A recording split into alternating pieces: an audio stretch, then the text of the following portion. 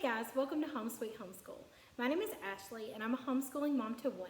And today I'm participating in the 2019 Seasoned Homeschooler Tag. I happened to click on a video from Watch the Wrights. Tamra created this tag with a lot of questions that I thought would be really neat to answer, and maybe it would help out someone who's thinking about homeschooling or has just started homeschooling. So if I look down a bunch, it's because my questions are down here. And if you want to participate in the tag, the questions will be in the description below, and you can certainly do that. So let's get started. So the first question is, what time does your homeschool day begin and what time does it end? Normally, our homeschool day begins about 11 o'clock because I really let my son decide when he wants to start. I let him sleep until he's ready to wake up, which is usually around like 9:30 at the latest. And then he likes to have time to eat breakfast, watch some YouTube, play a little bit, whatever he wants to do. He likes to ease into his morning. So normally around 11 o'clock, and then we usually end about 2 o'clock. And that's with lunch and a break time in there. So that's a really short day, I think. I think that's pretty good. But every day's a little different. Some days he's really into school and we get done in an hour, and some days we're about like 11 to 2. So it really just depends on him. The second question is, how is your school year and calendar scheduled? Well, this is what I do. First off, I take my Happy Planner, which I love. If you don't have a teacher Happy Planner, you certainly need one. I take my Happy Planner and I make a calendar myself in PowerPoint that looks like this. I take this calendar and I go to December. I always like to start in December because I know we're going to take 2 weeks off in December. So I start there and then I just count backwards, and that will tell me when I need to start my year. So this year we actually schooled for about 9 weeks before we took a break. Last year we did Sabbath schooling where we went for 6 and then had the 7th week off. But we did something a little different this year and it's worked out fine. We haven't needed as many breaks this year. So I do start in December and count backwards, and it tells me when I need to start. So if you like this calendar, I have this in my Teachers Pay Teachers store that you can use to help plan your year. But that's what I do. That's how I plan it. And then I also like to go in and mark any vacations or any holidays, any field trips that I know of, so that I know which days we can do school and which days we're not. So get yourself a calendar because that will definitely help you plan. The next question, what are your top 3 educator resources? Okay, number 1 is Pinterest. If I know what topic we're going to study, Pinterest is the place I go and I just start looking for things. The first go through, I'll just pin a bunch of things and then I'll go back through it again to kind of weed out the stuff to see if it's something we'll really use or not. I also like Teachers Pay Teachers. That's something I used when I was a public school teacher, and I still use it now for homeschool and for co-op because it has so many resources. Tons of free things and then a lot of paid things too. And then I also go to YouTube. If there's something I want to know or something I want to show my son more about, YouTube is an excellent resource for that. The next question is, what are your top tips for record keeping? My number 1 tip is to be consistent. Whatever you choose, whichever route you choose to record keep it, just be consistent. Make sure that you're sitting down and consistently keeping up with your records. And like I said, I have the Happy Planner. This is the Teacher Happy Planner. And I like this. I've used an Erin Condren. I've used really all kinds of things. But what I like about this is things can be put in and out.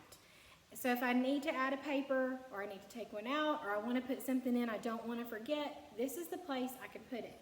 And what I like about it is I made my own papers here so that I can keep up with my records and I can just stick them straight into here.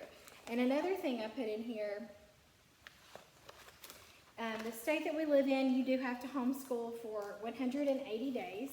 And so I made me an attendance tracker, and it's real simple. I wanted something that was easy. I don't need anything in my life that's complicated and hard. So find the system that works for you, and if easy is the right thing for you, you might want to do something like this. It's just a 180 chart, and each day that we go to school, we color it in. So I sit down at the end of the week, and I color the school days that we had a school day, and that's easier for me to keep up with. And then I also, for our lesson plans, Nothing special.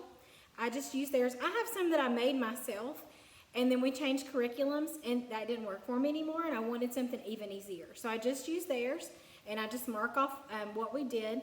And what's so great about our curriculum is just all laid out for us. And so at the end of the week, I just go fill in what we did. It's kind of like backwards planning, and that's my way of record keeping of our lesson plans. So I just fill it in at the end of the week. Nothing fancy, no stickers, just highlighters, just something simple. So find a system that works for you and be consistent. The next question is, where do you go to find inspiration for creative lesson plans? And again, Pinterest, Teachers Pay Teachers. Those are great places to find creative things. Also Instagram. There are a ton of teacher accounts on Instagram, and you can find so many good ideas. What advice would you give to prospective homeschool families? First off, you'll love it. Homeschooling has been so great for our family, and I think you'll love it. It is a lot of work, so don't go into it thinking it's going to be super easy. It's a lot of work. Your child's education is in your hands at this point, and it's a lot of work, but it's so worth it. The relationships you build with your child or your children, it's just so worth it. So I always say relax, take some time off. If you've been in public school, take some time off to de-school and get that public school mentality out of your head. Take your time, really look through curriculum and find out what's going to work best for your kids. It took us a little while to figure that out, and I feel like every day I'm still figuring out stuff. I'm still like, oh, that might not work. But the great thing about homeschool is you have the ability to change whatever isn't working. So take your time, figure out what you need for your kids and for yourself and what's going to work. And then if you need to tweak it, you have that freedom. So just enjoy it. Enjoy every bit of it. The next question is, what is something that has surprised you about homeschooling? The thing that surprised me the most is how hard it is. It's a lot of work.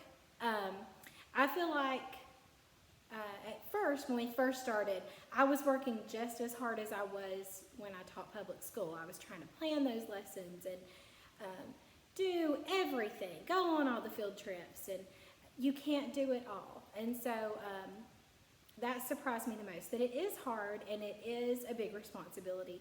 But again, it is so worth it. It's going to be so worth it in the end. But it's brought us, I will say that other surprises, it's brought us closer together, which is what I wanted. I wanted more family time, and that weighs, it outweighs everything else. So the next question is, in what ways have you been challenged while homeschooling? Well, let's just say this. I have an 11-year-old, and he tests my patience every day. And so it's very different than when I was just with him in the afternoons. I'd go to work, someone else would teach him, and so I only had to have patience at the end of the day with him. But now I'm with him all day long, and so that's kind of been the hardest thing, is being patient and being understanding and learning to take a deep breath and to respond with kindness and with love and with encouragement when you're about to lose it, When you're about to lose it, maybe say something snarky or something that's not very nice, to just, he's 11, and to be patient with him and to allow a lot of grace. And so that's the thing that's been the biggest challenge, is my patience and just learning to relax. So we're getting better every day. Let's see. How do you make time for self-care, and what are your favorite self-care activities? Well, there's two things I do, okay? The first thing I do is I get up before my family does. I get up, I get the puppy outside. We got a brand new puppy. She's in my lap right now, asleep. I get her outside, I get her fed, I play with her, and then I drink my protein shake while I watch YouTube videos, because it's quiet and I can catch up on all those channels I love and see what they're up to. So that is one way I do self-care. The second way is to find you some girls or your mom, whoever. I go out once a week with my mom, my aunt, and my cousin. We go to our favorite restaurant, and I don't know how many there are around, so if you happen to live in the South, I think they're in the South. But we go to Chicken Salad Chick once a week. We eat out, and then we love to go to Goodwill. I don't know about you, but I love to shop at Goodwill. And so once a week we'll go eat, and then we go shop at Goodwill. And it really gives me that break and that rejuvenated feeling I need to come back and be the best mom and the best wife that I can be. So find you a group of people that you can do that with, or just one person, and take care of yourself, or take a bath, whatever works for you. Those are the two things I do for my self-care. Oh, here we go. This is the bonus question, and it says, what about socialization? You know, I even heard that from my husband, and he's very supportive and very on board and always has been. But even he has said, oh, I do worry, you know, that he's going to miss out on some of those social things.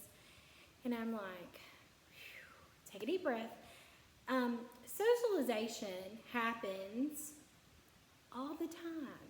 It happens in your home when your kids are interacting with each other or with other adults. It happens the minute you step outside your house and you're interacting with the mailman or your neighbor, or you go to the grocery store and they're talking to people. Or if your kids are anything like my son, he can make a friend wherever he goes. We go to the park and he's got a group of kids following him around playing. Socialization is just being out in the world and being involved in it. You know, talking to people, interacting with people. That is socialization. That is not what is happening at public school.